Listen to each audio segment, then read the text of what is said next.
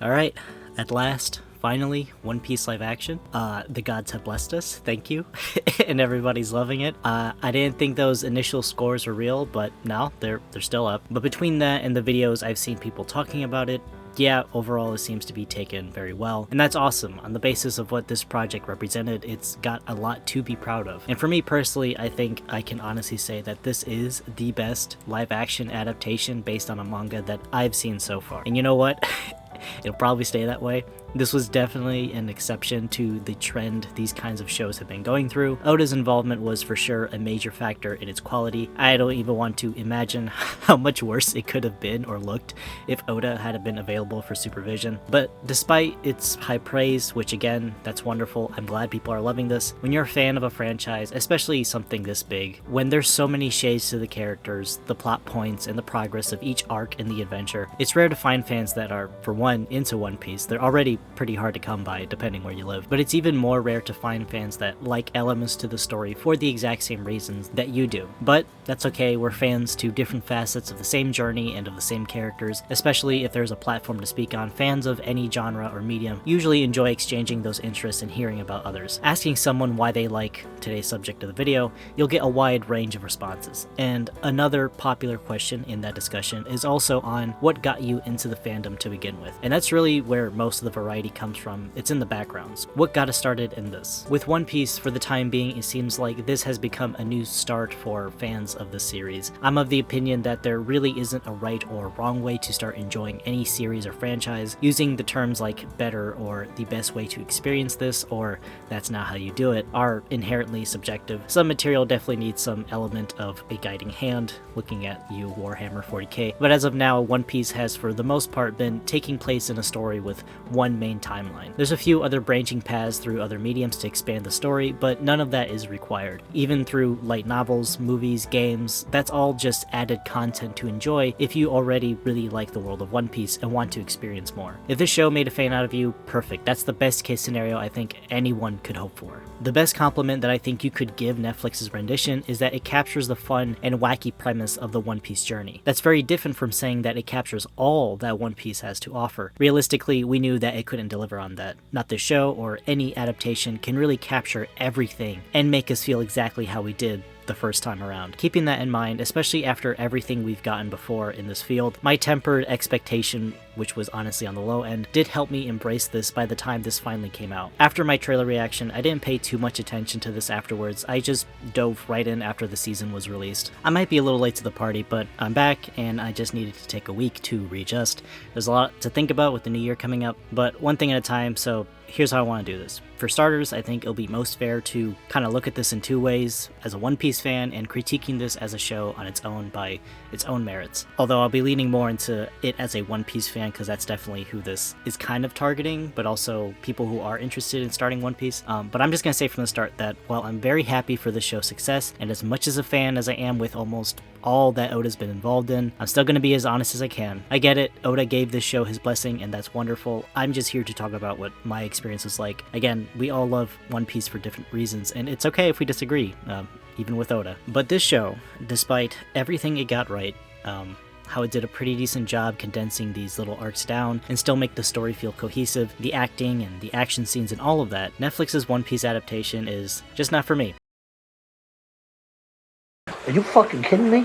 Relax, it's okay. I'm gonna spend a good chunk of this praising what it got right, but I had to start with that. That was my first solid takeaway after about the second episode. I know I said I wouldn't go analyzing by each chapter. Just for this one, I'm making an exception because the very first episode, the pilot, was the most important in that it set up and told me everything that I needed to know. But just to iterate, I did watch the entire season. After a couple minutes into watching the first episode, there was a lot of emotions going on at once. It told me the style, the tone, and the look and feel for how this show was going to be moving forward. But after the opening scene with Roger, I actually felt relief. I didn't fall in love with it. I knew there were going to be changes in how the story was going to be told. Just that opening, this show's version to translate the impact of Roger's final words into the masses, I thought was handled really well. After watching all 8 episodes, I think it still is my favorite sequence. But after that, I felt that if they could just nail the opening that well, then even if I disliked everything after, this is still coming from a place where people were actually trying. And I felt that. Netflix's Bebop leaned in really hard that was the case then, but to me, this show and that are just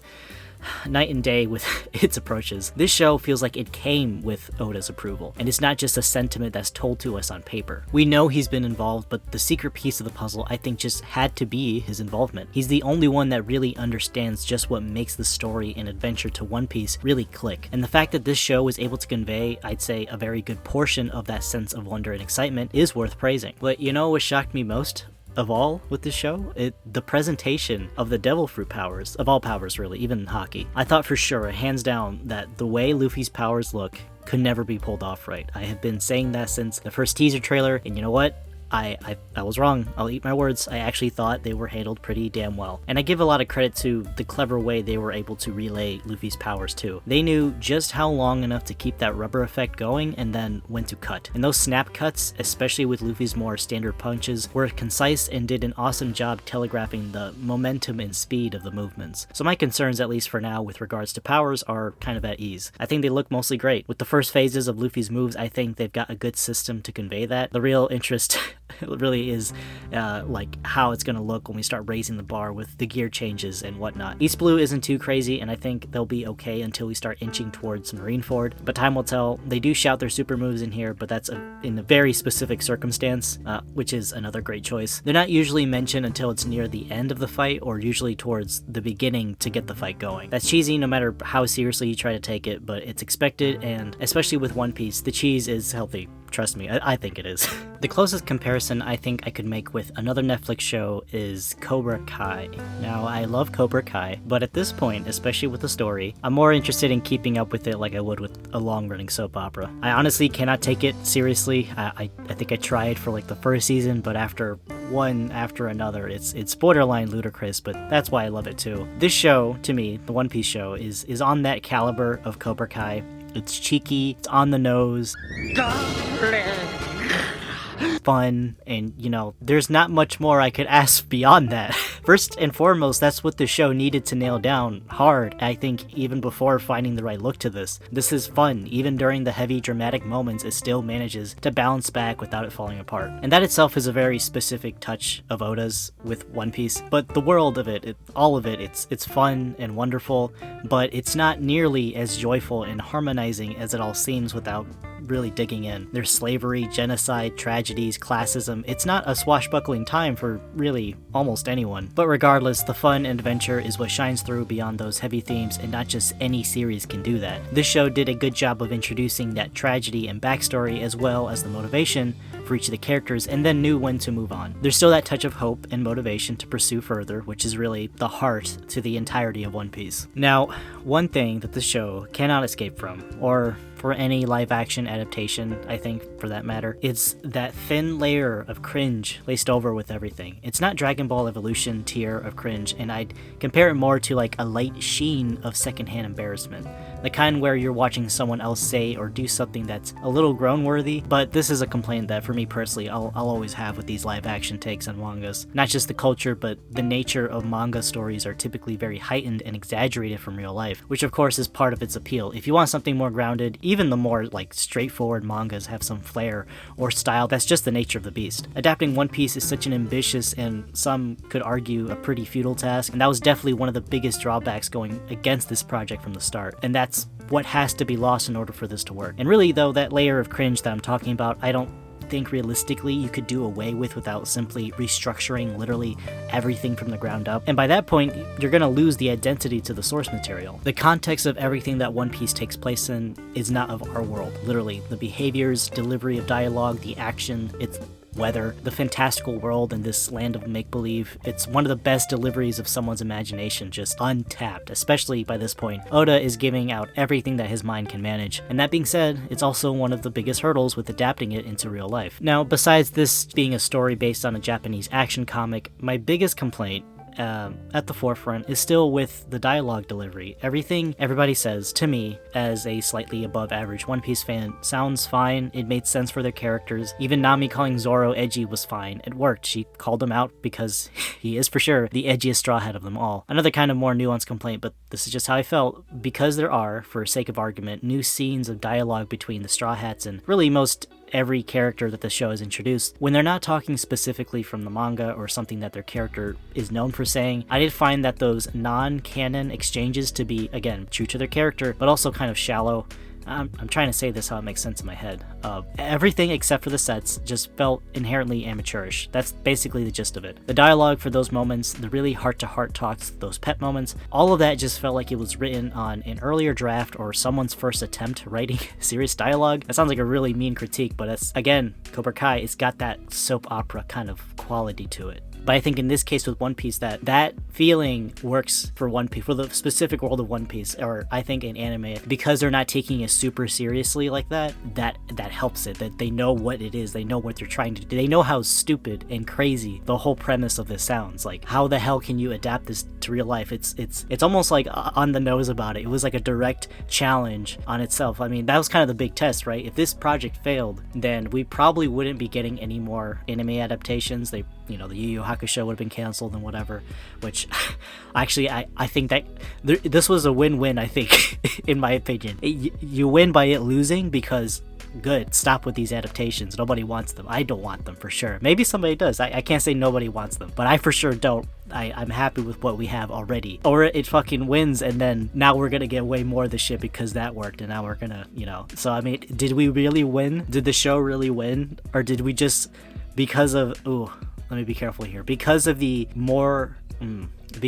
above average reception that was gonna come from the show, it's just now created this whole whirlwind fucking effect that we're just gonna get like, all right, cool, let's do all of it now, everything. Let's do another Death Note one. I know we're supposed to get an Akira one.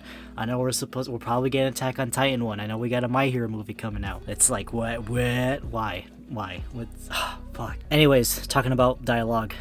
But I can still enjoy it because of that cheesy dialogue. There wasn't a point where I necessarily was laughing at the show, not like I do with Cobra Kai. Anyways, if you disagree about the script though, alright, it's fine, but the camera work, you have to have noticed this. Holy moly. I don't know who thought it was a good idea to film so many shots in like wide angle fisheye lenses or like from beneath someone's chin, and the focus, dude. There's so many, not just close-up, but standard medium shots of someone's head, and everything just beyond their face is horribly distorted. I don't know how really they thought that could have been appealing. To me, it was very distracting. Mini segue, sort of relevant. I just watched Zack Snyder's Army of the Dead, and that's another great example to what I'm talking about. This show isn't that bad with the camera focus, but it pushes it for sure. I started to make a game of it in my head. Most of them are random, but those low angle shots are like a dime a dozen here, especially in the first half of the season. Okay, but I have to be fair too. Another thing, I don't know if this was actually just changes in the show, like happening mid-season, or I just got used to it, but I noticed those little complaints I just made, they're a lot less noticeable by the time I finish the season. So I've only seen this once, but it's there. You will notice it. I'd be surprised if you didn't, but it's there. I'm not crazy. Maybe that's just for style, but me, man, that was so noticeable, and it was very, very distracting. Another thing, the color palette. Why is everything in like sepia tone? It's not literally, but it's very orange or yellow. It's like the camera lens has the scurvy. You can almost taste it. And at first I didn't think I'd be making a point about this because, that's just the look of it. But this is a show based on the feel of One Piece, and I just thought that having a much more muted color tone for the overall look just didn't really mesh with that at all. You know what scene that looked best in? Like the pilot, the opening scene with Roger, that worked great for a flashback scene of the past. But for the current timeline where Luffy is being active, I do wish there was more of a pop with the lighting and color. Costumes. The best looks come from the main cast, for sure, but everyone else, from the Marines, especially the Marines, seem pretty cheap. I'm not gonna lie. That's where I felt in terms of the visuals, that the costumes seem to be kind of lacking, but that's not a huge complaint of mine. I really appreciated how everyone looked to be pretty accurate to their manga counterparts, and it didn't like stick out, except for that hair. Everybody with colored hair, they just stick out, and it's even, you know, it's a running joke in like in anime, like, oh, guess the main character because their hair colors, like, or the design is just so crazy. But in this, in like real people, it's really noticeable, and I don't think I would have been too upset if they just had everybody have like normal hair color.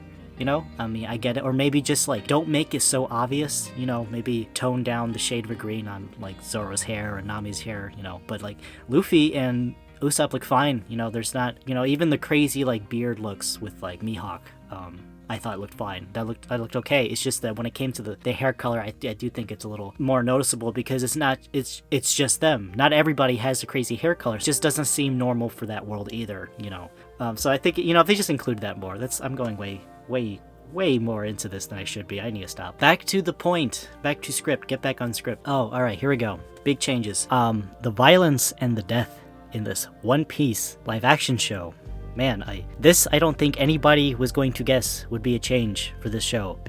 Not just because there's gore, but does that make it better? No. But I'll defend that point by saying that it makes sense. Seeing a bit of blood adds more to this grounded version since they are in fact living in the age of piracy. It's not a happy adventure at all times. There's consequences. But noticeably, most of the blood is seen on Zoro's end. Not every fight is to the degree of like Kill Bill, but it's contained to be seen usually at the end of a blade. Which that attention to detail, I appreciate that, and it's not gratuitous to the point where it feels out of place, especially for One Piece. I think it was pretty strong, you know, regardless. I mean, you go in with One Piece and you're like, you know, nobody dies, there's fake out deaths, you know, even if someone literally gets stabbed, they can still survive it, you know, there's a lot of that happening here. So seeing people die and like suffer and like bleed, and Zoro, that first kill dude, I was shocked. I was literally just like, what the, like, he just like, Zoro just turned that dude into sashimi, and it was brutal, like the blood coming out, and you could kind of see his internal organs. I was like, oh my god, how is that? The TV-14? Seriously? That's really shocking. But you know, it's Zoro, fuck it. But the deaths in this, the permadeaths of some of these characters that are still living in the manga, personally I don't care. Don Krieg, Mary, Mr. Seven in the show, they're not alive. But you know what? They don't have an impact on the story later on, like a big one. The most maybe you could say is like with Mary, because he helps Kaya out after the Captain Kuro incident. But I really doubt Oda signed off with these changes if they were going to have some major role in the last couple of arcs. But it's fine. Adds some more consequence to the show, an element that I think is a refreshing change for One Piece itself, especially with how many fake out deaths we get in the books. Because now, even if you are a One Piece fan, you're like, okay, are we going to get the permadeaths for characters that either we already assumed they were dead, or would think that they are dead because of the damage of the injury, or maybe just like characters that should have died? That's right, there's a chance that Pell may actually die in this version. I'm assuming next season's gonna be Alabasta, so there's a very good chance he'll die. And everybody can stop complaining about it. So in the Netflix canon, he could be dead. I have a very strong feeling that that's going to be the case here. I don't think they'll do a fake out with him. If they do, that'd be really funny because they just kill off everybody else, or what if they just do the reverse, where so Pell actually dies, but Ace actually lives in this one. Like just like break the canon. Oh my god. I think if Oda signed off on that, I think I just imagine him having so much fun with the idea. Oh, if Ace didn't die, then how else can I basically have the same story happen? But you know, Ace dying. Oh shit, that's spoilers. All right, really quick spoilers. I need to put this in the beginning. Spoilers for One Piece. Ace dies. If you didn't know that already. Ace died. This is a rant. I'm unhinged now. I'm supposed to go and pick up some groceries, but it ain't happening now. Ace dies. If Ace doesn't die in this, then what's gonna be like the emotional thing for Luffy? I mean, I would think he has to die, because if you like, Ace not dying is such a big, like, it's a canon event, right?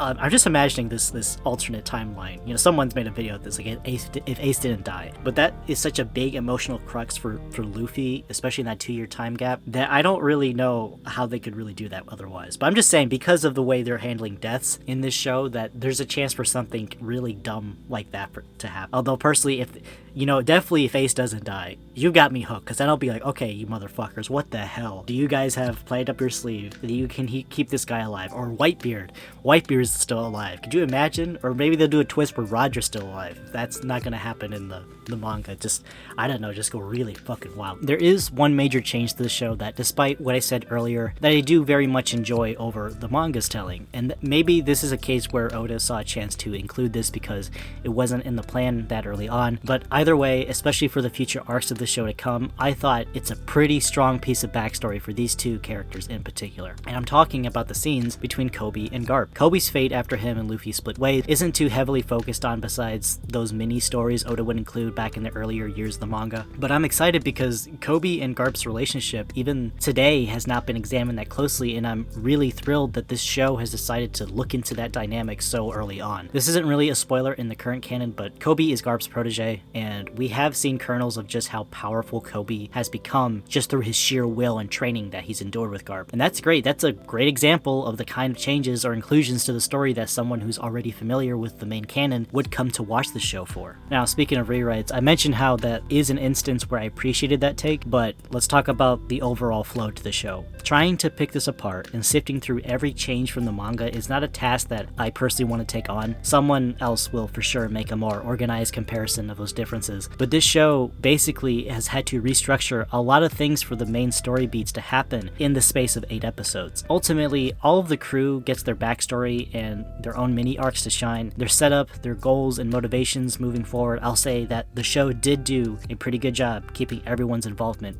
balanced. This show is just another version of the story. Some could say that it trims the fat, but I wouldn't necessarily call the longer pacing of the chapters a waste of time or fluff. It all matters to an extent, and if you can manage to keep some of those side characters and stories in mind the further along you read, you'll be pleasantly surprised to the amount of callbacks and payoffs when you catch them. The acting across the board, the main cast and crew did a great job, but the major standouts for me are Luffy and Garp. Special mention Mihawk, those contacts look so stupid, but his presentation and presence, beautiful, love it, really good. It's also just hilarious seeing Zoro trying to take on Mihawk in the beginning like that. It's just the power difference, you know.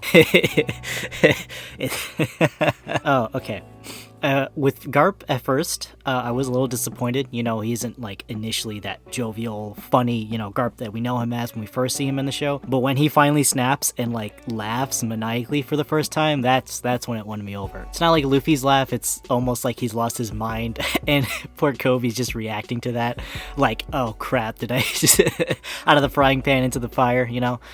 Super fun performance, and watching Garp launch that cannonball with his bare hands and then just deck the fuck out of Luffy by the end. It's sick. Love that. If you guys are new fans too, just if you don't know, Garp is the shit. Literally, he's like a force of nature. The guy goes toe to toe with some of the best, and he does even have a devil fruit. Just sheer fucking will. You know, it'd be so cool too if they just did an episode on God Valley. If they get to that point, you know, just like one episode of backstory. Like, Oda, if you're not gonna show us, if you're not gonna get into that a little more, then fuck it. I could see the show too doing you know how we got those flashbacks with Whitebeard and Roger. That's a little bit of a spoiler, should I not say that? Okay, so really quick spoiler again. Fuck, I suck. It'd be really cool if like they stretch that stuff out a little more, like in the show. I think this is the environment where that would best take place in, or anything like that's a prequel, you know, even just one episode dedicated to that one. If they want to kill the pacing a bit to like, you know, drag it out, if they want to go one-on-one with the manga, then like an episode of like a prequel or like some piece of information that, you know, like let's have a whole episode on Nolan the Liar, you know, or like with Oda, like when we're in Wano, not Oda, Udon. It's not Udon. Odin. That's who it is. God. Oh, I'm losing it. This has been going on way too long. I'm just saying that'd be really cool. This is the space to do that in. I think if they want to translate that into live action, go for it. I think that'd be really cool, especially if you're already a fan, and just seeing that performance live action I think would be really neat if they still manage to pull it off correctly.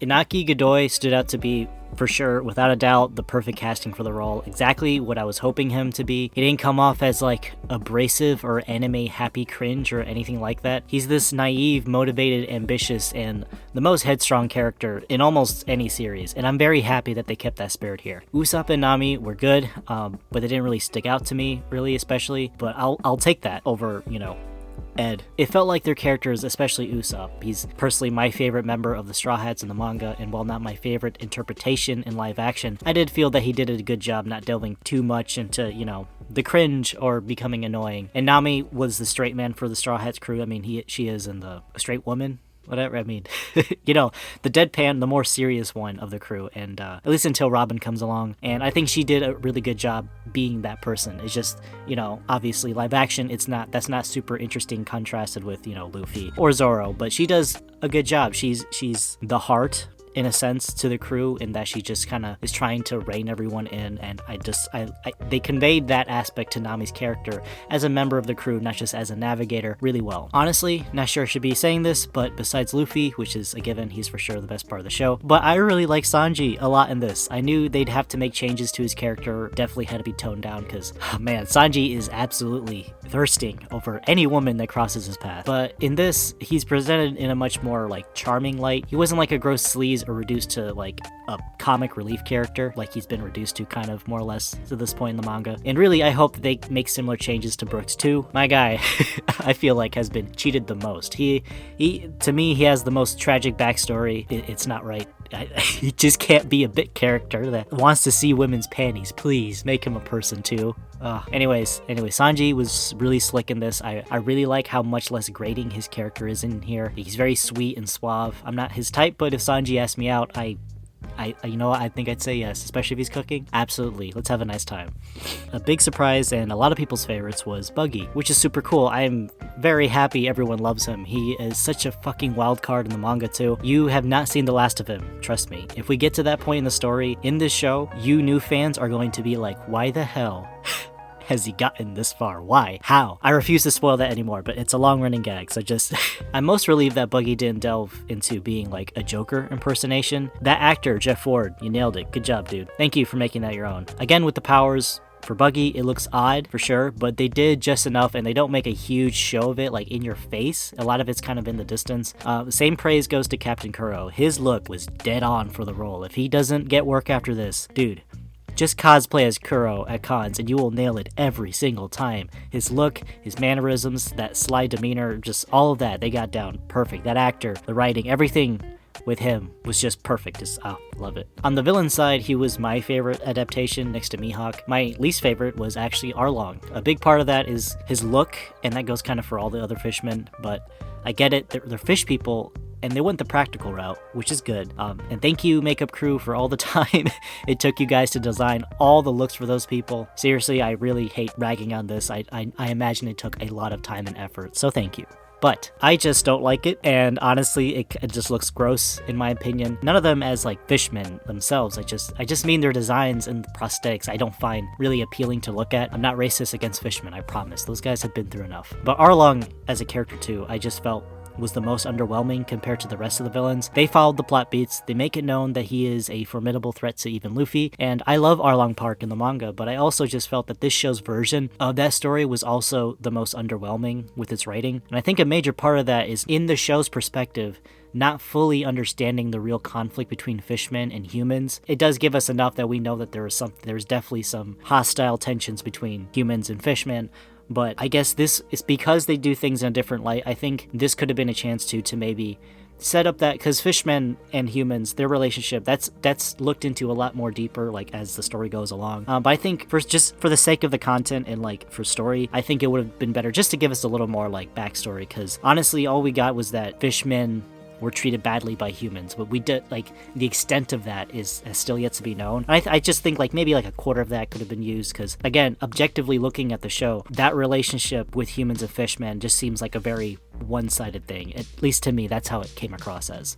So there's a character in the manga named Hachi, and he's a member of Arlong's crew, and he's also the one which we connect with the most by the end, sort of. He's the most sympathetic. So we lose that nuance, the only member of the crew that also tells us that not every fishman is like Arlong. But this show doesn't have Hachi in it, and besides the one waiter at the Baratier, we don't really see many fishmen in the general public to make that point. And that's a good example too of a change that is not super detrimental to the overall story of that arc. It's just another added bit of context that is lost in translation. But really, the biggest tragedy here is no Chow Chow. We should have had a full episode about the bravery and loyalty of this good boy and his master hawker. That's the kind of heart you got to read the original stuff for, man. You can't miss that. That's the good bit. I'm gonna say this, and I know it's going to sound like a big dumb nerd thing to say, but hear me out. This show overall has very little to offer you if you are a fan of the source material. And that is an opinion, you don't have to agree. Sometimes I even disagree with myself, usually after the fact, sometimes almost as soon as I say it. But breaking it down, I said there's very little here to offer you if you are already a fan. And here's another optional fact: if you're already a fan of the manga or the anime, then I doubt there's anything you will find here that improves on the source material. Now, that's another question, but like, what are we watching this for? And I think to some extent, especially with fans, we're definitely here to see what this team thought could be an alternative way for a new audience to enjoy One Piece. Besides Oda, I mean, who better to judge that than the people who've been taking in its content for the past 25 years? That's sarcasm, chill. I'm sure there's people out there who feel this way, and more power to you, but if you are already enjoying the original content, I don't see how you would refer to this over the show or the manga. Maybe the show, I can understand. The pacing in that is absolutely terrible. Or the OVA movie of the East Blue. I just hope for the sake of this show's fans that you guys will be able to get the seasons going long enough to be able to caught up with the present chapters, which, you know, we'll cross that bridge when we get there, and that's a long road ahead, but we'll see. This is not an entirely new canon, sort of. I guess you could say that. It is very different. But just think of it like how Marvel has done with the MCU. Really, this is the Netflix version of their NCU, the Netflix Cinematic Universe. And I'm waiting until we get Avengers like Shonen Jump Force, the movie. Oh god. Get all the anime live action properties that Netflix has accumulated and just have them just beat the shit out of each other. Obviously, you're not going to get all the bits of the lore from the show. It's trying its best to convey that through Easter eggs and some foreshadowing, like this really nice insert here with Nami reading the story of Nolan the Liar to Zoro while he's like passed out after his fight with Mihawk. Really, you're getting like the basic starter pack to jumping into the world of this franchise. That's the best way to describe season 1. It's the starter deck build. Heavy positives, the sets and the music. For this to be a first season, and based on its reception, I'm guessing there'll be more. Man, it's solid, it's great. And seeing the locations from the manga on screen, for sure, is, in my opinion, the best aspect to these live action adaptations. I'm gonna say this, don't freak out. This show, though, despite all that, it felt like an above average version of like an MCU movie, and honestly kind of a little below tier of current Marvel shows. Alright, but just give me a second.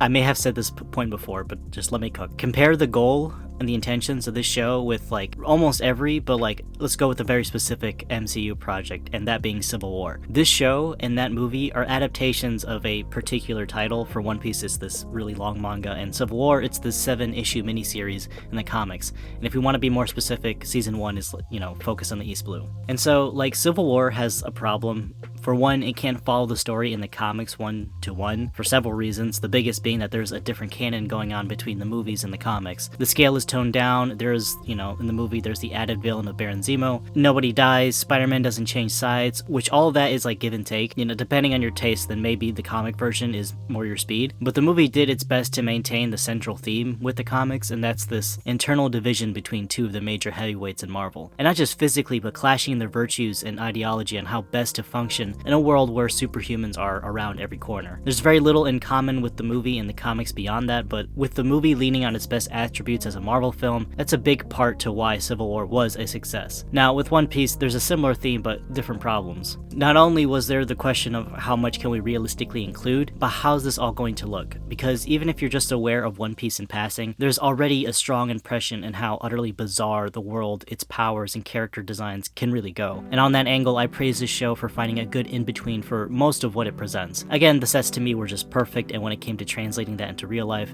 the music too, I was pleasantly surprised how it all came together. I didn't think that'd be something I'd be giving the show that much credit for, but the music wasn't generic or sounded like half-assed attempts into another version of the Pirates of the Caribbean score. It had its own identity, and then they do mix some of the more orchestral songs with some like techie music production, but I didn't find that distracting either way it took. Last thing, I'm probably not going to talk about it too much because it's neither a huge complaint nor a praise, but the action sequences, at first, like literally the first couple episodes, I thought it looked really slow and clunky. But by the end, especially with the big clash in Arlong Park, I felt like it sped up a lot more, and I enjoyed that fight scene with Sanji and Zoro. The pacing just got up to a speed where I was like more comfortable with it, because in the beginning it was almost like, it felt like the actors were moving in slow motion, like in real time, and then they just they sped up the footage, but it didn't feel like fast enough. And then, I don't know, later on it felt like a good pace between what I was watching and what they were doing. So season 1 of Netflix's live action One Piece show was not half bad. I still stand by that this is still probably the best adaptation of a manga that I've seen, potentially still the best we'll ever get, even if we get a season 2, but